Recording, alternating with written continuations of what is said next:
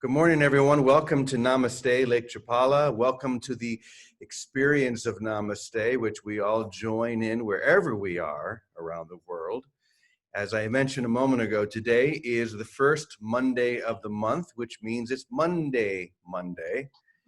And our dear friend John Mundy is going to be joining us in a few moments and sharing. But first, we're going to open up with a song that I wrote a few minutes ago. Because this morning, our dear sister Sue Powell sent me an email, and it had a prayer from Henry Nouwen, who was a renowned Christian mystic. And I know it's a prayer that Sue loves, and she had asked me to put it to music some time ago. I think I may have, but then a new tune started to move through me, so I thought I would do it again. And it just feels like the perfect song to begin with today, maybe every day. I think I may start every day off with this one prayer, this one song. So I thought we would start our session off this morning with this. It's called, I Wish No More Than This.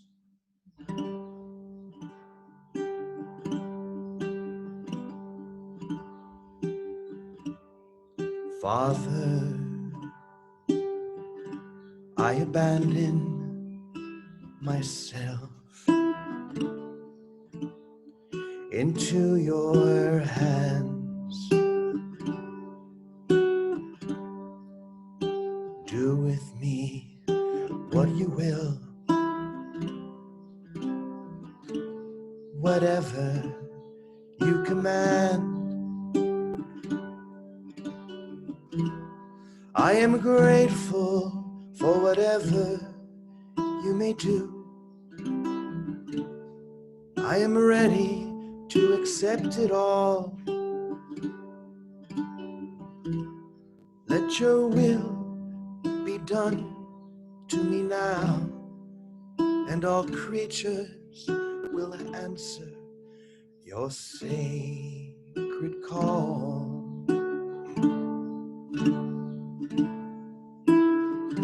I wish no more than this, oh Lord. I wish no more than this. I wish no more than this, oh Lord. I wish no more than this.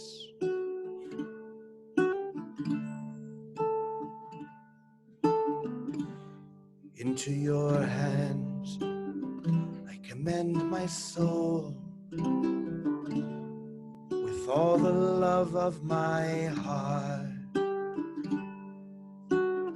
For I love you, and I give myself. You have not set me apart. I surrender into your hands. I surrender without reserve, and with boundless confidence, you will preserve my heart within your own. I wish no more than this, oh Lord. I wish no more than this. I wish no more than this, oh Lord. I wish no more than this. Join me in singing that. I wish no more than this, oh Lord. I wish no more than this. Feel yourself surrendering. I wish no more than this, oh Lord. I wish no more than this, even deeper now. I wish no more than this, oh Lord.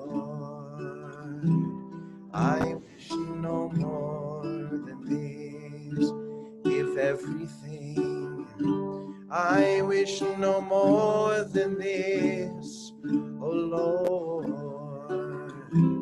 I wish no more than this. One more time, everything you have. I wish no more than this, oh Lord. I wish no more than this.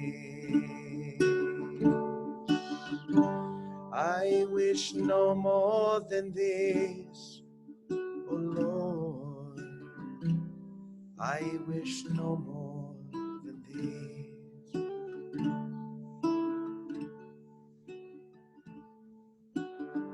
Father, I abandon myself into your hands.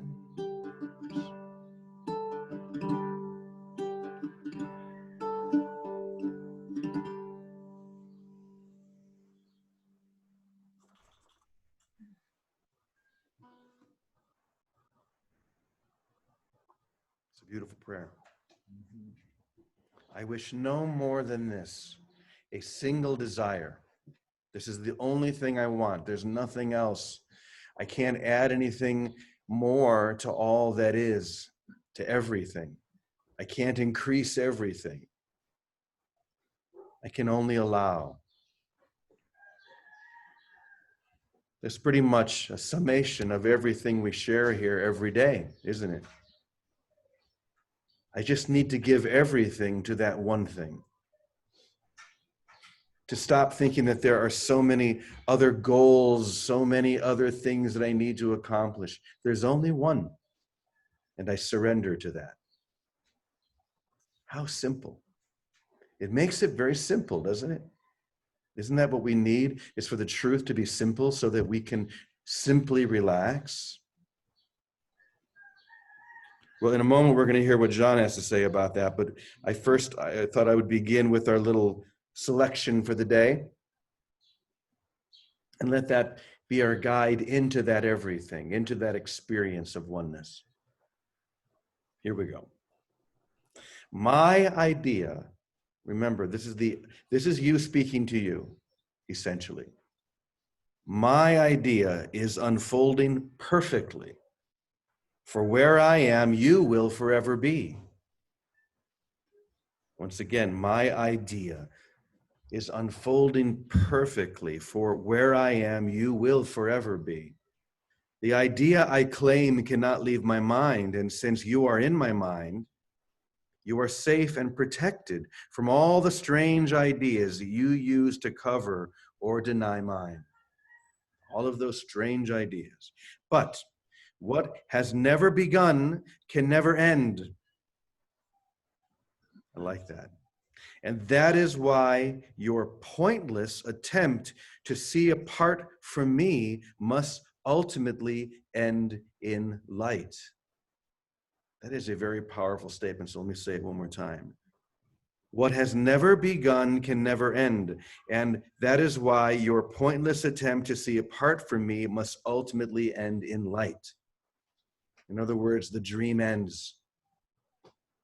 Every idea you hold apart from me is without effect. And what has no effect has no reality. You believe you have separated yourself from everything. And in doing so, that you have limited eternity. What is forever whole is protected from these strange thoughts. And all I am telling you is that it's time to let them go and to accept what has always been accepted by God. To accept what has always been accepted by God. You are forever accepted by God. And that is the only thing that you need to know. That you are forever, fully, completely, wholly accepted by God.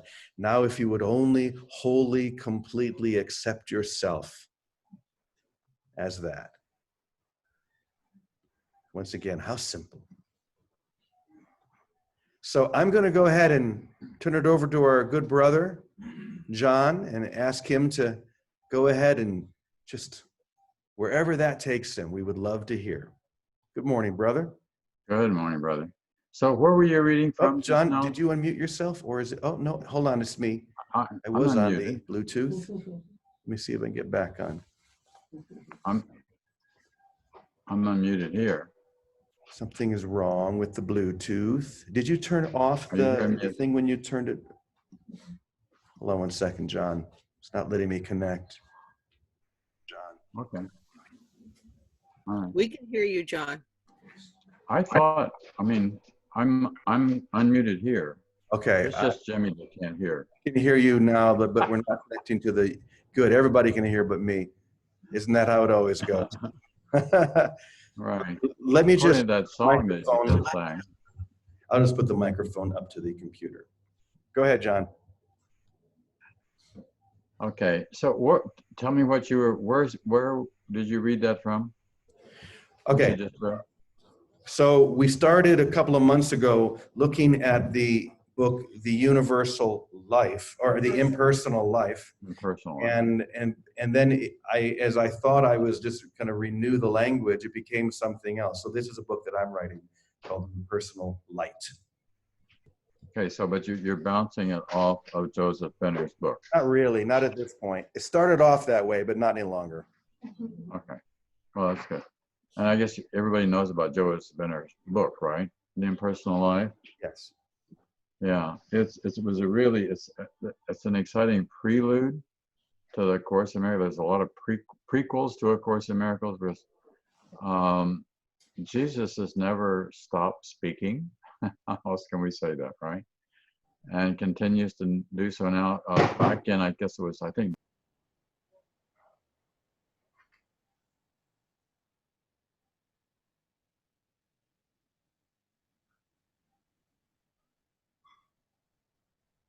Hoagman and I. Glenn is the publisher of A Course of Love, and now working with me on A Course of Miracles and our magazine, Miracles Magazine. Anyhow, what we call source. So there's a source, and that source is available to everyone and always has been. But of course, there are certain kinds of things that we need to do to become more amenable, or to be able to listen, to hear source. It's available to everyone all the time. There's never a time that it's not. Course in Miracles talks about that as coming from the voice of the Holy Spirit, or in Course in Miracles terms, the voice for God. The voice for God is always there.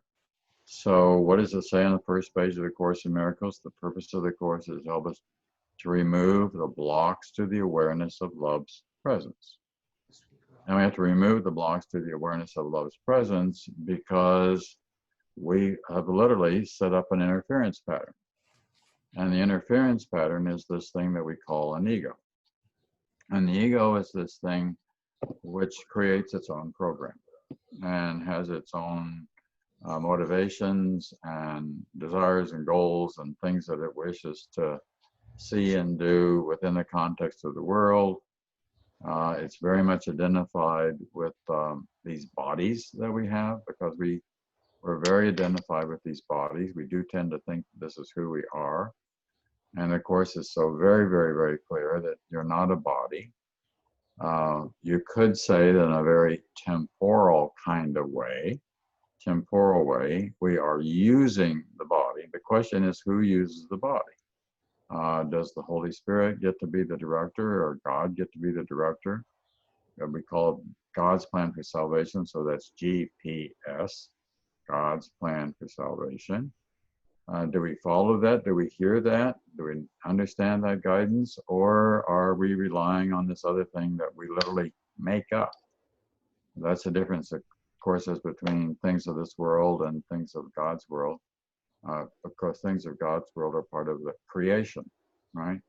Whereas stuff of this world, we make up. We make up all kinds of things. We put makeup. We use makeup. And we make up ourselves, we make up our identities, and then we get caught in that. We get caught in the identity, and we get caught in who we are. We get caught in, if you will, and I think this goes back to what Jimmy was saying and what Brenner was saying, the dream. We get caught in the dream. And then the dream becomes our own dream, our own fantasy. Whereas there's a real life, that we can know and be a part of, which is the life of God, which has always been there. And we're a part of that life. And we can't help but be a part of that life. And the good news is that we can't forget that. That light is in every soul, even though the soul, the person, may get very, very caught up in a fantasy kind of dream. They become powerful. The Course in Miracles says that there are, James, is that you? It says that there are three major ways in which the ego seeks to use the body. And very briefly, those three major ways are attack. We know a lot about attack. We're very good at attack in thought, word, and deed. The history of this world is a story of wars and attack, and whether it's physical or it's just verbal or whatever it is, the problem is that we find problems in the world. We use it for attack, for pleasure, so that we are, one of the things that we do, there's nothing wrong with pleasure, but what happens with pleasure is that we easily over pleasure the body. And I was listening to somebody recently giving a commentary online, was talking about one of the problems with the COVID is that it's especially difficult for people who are not in good physical condition, right? In other words, if the health level isn't up there. And one of the reasons for that is because sometimes we overdo the body thing. We over pleasure the body without attacking anyone. This is not an attack. Hope people don't hear it this way. But for example, the people that are very, very heavy are amongst those who suffer the worst from the COVID. So we need to have things in balance, because we use the body for attack, for pleasure, it's okay, but we overdo that, and then it gets into trouble. And then for pride. So pride is saying, I am somebody in the world, right? The impersonal life is asking us to realize that, you all know the poem by Emily Dickinson? I'll share it. I'm nobody. Who are you? Are you nobody too? Then there's a pair of us. Don't tell. They'd banish us, you know. How boring to be somebody. How public, like a frog, to say your name the whole day long to some admiring bog. Very often that's what we want to do. We want to be somebody in the world. But what we're really doing is we're being a body within the context of the dream, not within the context of reality. And if you hadn't noticed, all bodies end. So the dream ends. That's a part of the ending part that you were talking about there, right?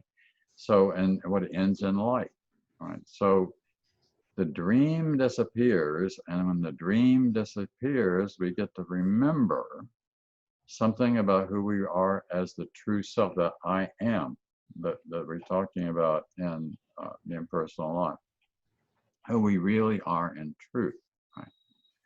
Which has nothing to do with the thing that we create, but it's the thing that we have always been, as Jimmy was just saying, that we always have been, and that we can't help but being, and that we're going back to. Think for just a moment about your childhood. Doesn't your childhood seem like a dream? Like something that happened in a land far, far away? There was this little girl named Alice. Alice in Wonderland. And Alice goes, where is Alice in Wonderland, by the way, in the story? She's actually dreaming. This is a whole incredible, elaborate dream. She's really sleeping with her head on her sister's lap, right? Same thing with Dorothy and the Wizard of Oz. It's all a dream. You know, nothing happened. She just got a little concussion. She got caught in a storm and fell or hit her head. But this is all the same is true with the story of the Polar Express. It's a modern fairy tale written in the 80s about the boy that goes to the North Pole. Where is he? He's all the time that he's on this incredible, incredible journey. And sometimes our lives are like, what a journey. Oh my God. You know, we've got to go through all this kind of stuff. And now we're going through this really strange part of it, this dream, this COVID stuff. What is this? And we're all caught in that. It looks like this is what's going on. And it is what's going on within the context of the dream, right? But still what the Course in Miracles is asking of us, what A Course of Love is asking, what the impersonal life is asking of us, is that we awaken and we recognize that you're no place except where you've always been. And the place that you've always been is home, heaven, eternity, reality. You can't help but be there. So I think that, I guess that's you, Jimmy. On microphone. I think what happens, one of the things that may happen when we die, it's a little bit like waking up in the morning. At which point we can turn to our friends and say, I just had the strangest life. And then we can tell everybody, we can tell the story. I know I lived in this place called the United States, or I lived in Mexico, and I had all these kids, and they drove me crazy, and or whatever it was, whatever the stuff is that we've had to go through as a part of the dream. But then what does Freud tell us about dreaming? You know, that if we examine dreaming, it gives us a hint about things that we really need to work on and places we really need to wake up. So how do we live within the context of the dream without getting caught in the dream in some really heavy-duty, illusory kind of way of thinking that the dream is real? So I was recently counseling with someone who has a difficult dream. And in the context of this individual's dream, she's subject in a lot of ways to her mother's wishes and commands and to her sister's wishes and commands. These are all adult people that I'm talking about, with whom she's not able to communicate very well. And they regard any kind of communication she attempts as being an attack. So it's a very difficult situation for her. So what she really needs to do, which isn't easy, is to live within the context of the dream and at the same time transcending the dream. Now, The Course in Miracles talks about above the battlefield. You know, we get above the battlefield. You look down and you see the dream, you see it. It's actually kind of the Christ consciousness thing that we're talking about. Who's Jesus? Christ is someone who saw the dream, and even was subject to the consequences of the dream. He goes to the cross nonetheless, right? But he never loses sight of who he really is. That's the important point. Never loses sight of his identity as the Christ and holds to that. That's why he willingly goes to the cross, because he knows, and one of the reasons he goes to the cross, it's not, as contemporary Christianity says, that he's suffering and dying for our sins. It's really to show us there's no such thing as death. Because this dream body, this will disappear. And then you get to be who we always have been. So that's a good starter? How's that, Jimmy, for a starter? I'll let you to bounce off on that and go with it. Well, okay. You have to turn that down. Sounds like you're in a well, Jimmy. Well, yeah, we're having some trouble with our sound equipment today, so we'll just keep doing the best we can. Well, John, everything you're sharing is just resonating so deeply with my heart, and it's that resonance that I think is key. I've often used the analogy of any stringed instrument, like a guitar or even this ukulele. If I were to pluck one string, it sets all of the other strings vibrating without touching the other strings. And that's resonance, because the vibration itself of the one string that was struck sets the others vibrating. And so when you are struck, as you are, by the Holy Spirit, that sets me vibrating, and it sets us all vibrating. The resonance of and the frequency of that the striking, the allowing, is all we need. That's the reason we join together. That's the reason we're coming together 6 days a week here. And I'm sure everyone probably agrees with me. We come together for 45 minutes or whatever it is, and it sets the tone for the day. It sets us in vibration. It lifts us above the battlefield, as you said, and we're then able to just keep that vibrate. And every once in a while, something will happen that will pull us back down, maybe.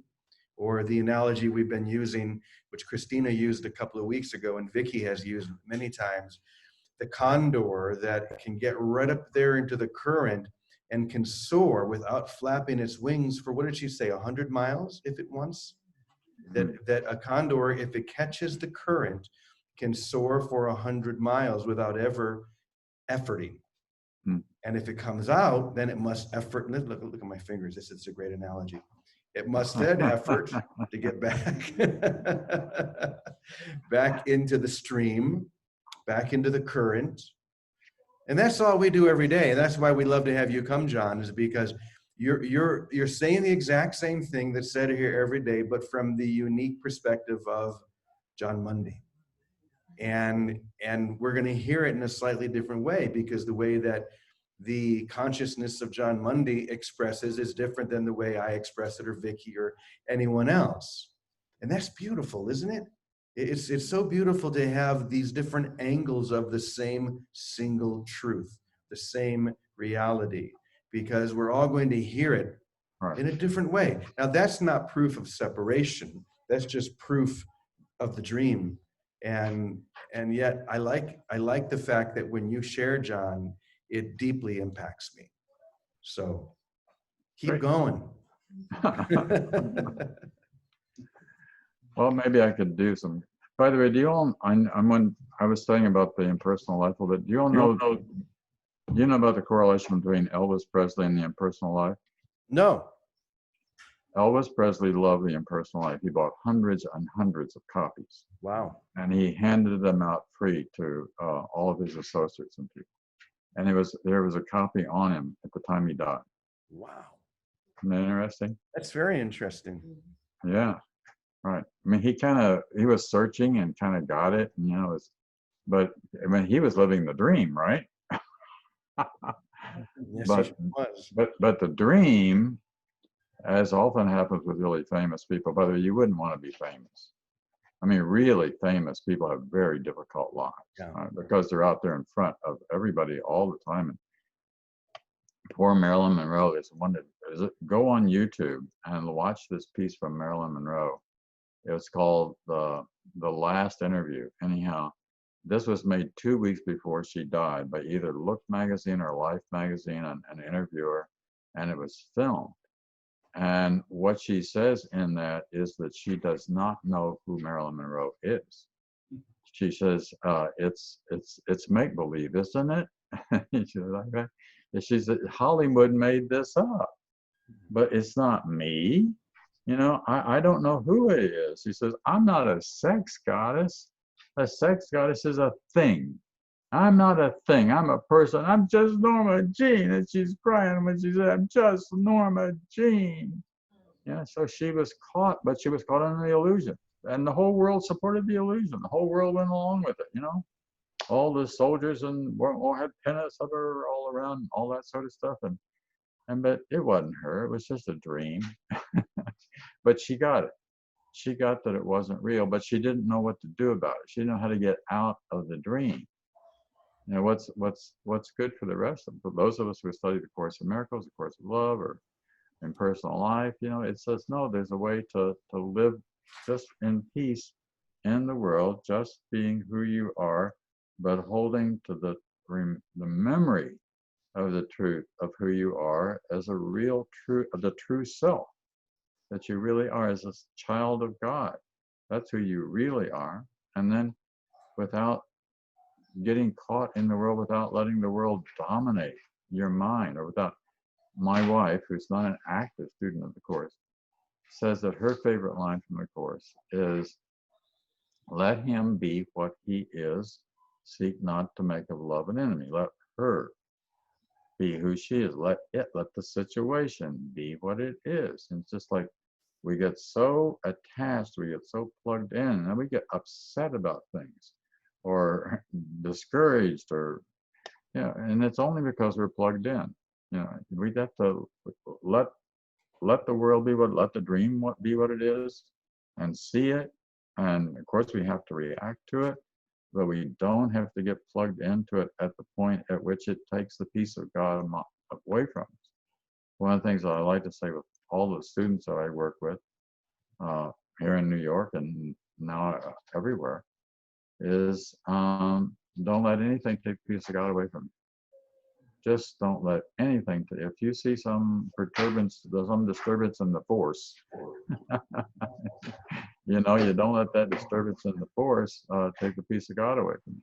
Well, politics, the stuff that's on the evening news at night. That's the local soap opera. That's the dreaming of the world, right there. If there was a dreaming of the world, so we see it, but then we can get really caught up in it, or you can see it dispassionately. You let it be what it is. You do your part.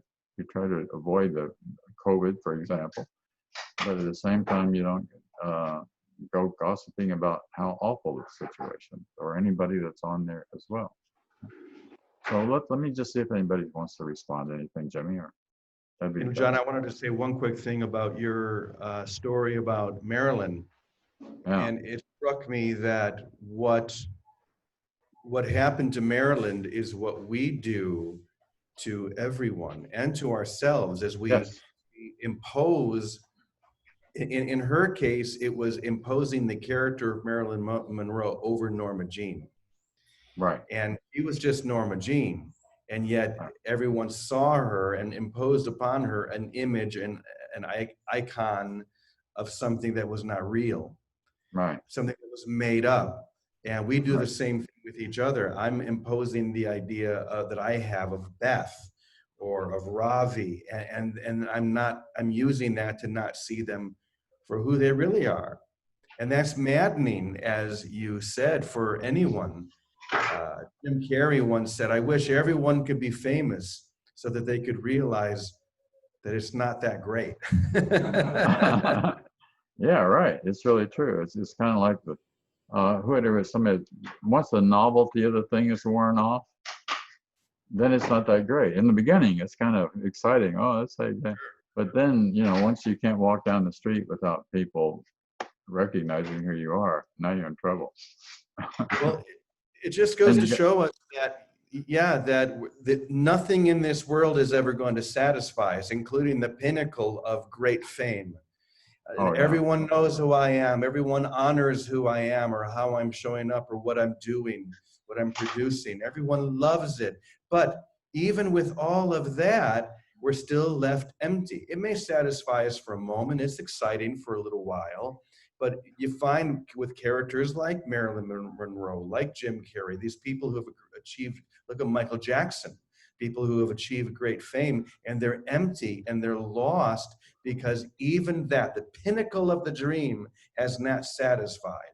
And it's just a lesson to each and every single one of us. Don't look for happiness where it is not. Don't look for it in the separate world, in the split mind. Look for only one thing, which is the peace of God. Right. So I love this. Well, Baraka had his hand up, so I'm going to ask Baraka. Good to see you again. Yeah, why don't you go ahead and unmute and let's hear what you have to say, Baraka. Good morning, John. Good morning, Jimmy. Morning, Baraka. You mentioned the evening news and that being the soap opera of our time. It is also the diary of the ego, in my opinion. Yes. And but everything that I see before me is something I've asked to be there to teach me the lesson. I walk a tightrope of accepting that responsibility, but also not allowing myself to feel guilty about that. Right. I have asked the screen before me, whether it be the evening news or anything else, to teach me the lesson that I need to learn. And I need to accept that with love, not with guilt. And I think a lot of people have trouble people I've talked to, people I've been communicating with, have trouble walking that fine line. They feel guilty about the fact that they see death and the COVID and the, you know, all this stuff and the Black Lives Matter, and all those things are wonderful lessons for us to learn, but we need to learn them. We need to learn them by seeing them in love, not in fear. Right. That's it. Good. Somebody once told me that his father yelled at the news. That's what I do when Fox News is on. Yeah, right. I mean, like, you get so plugged into it, then you don't realize that it's a dream that's going on, and you watch it with dispassionately, or don't watch it at all. That's right.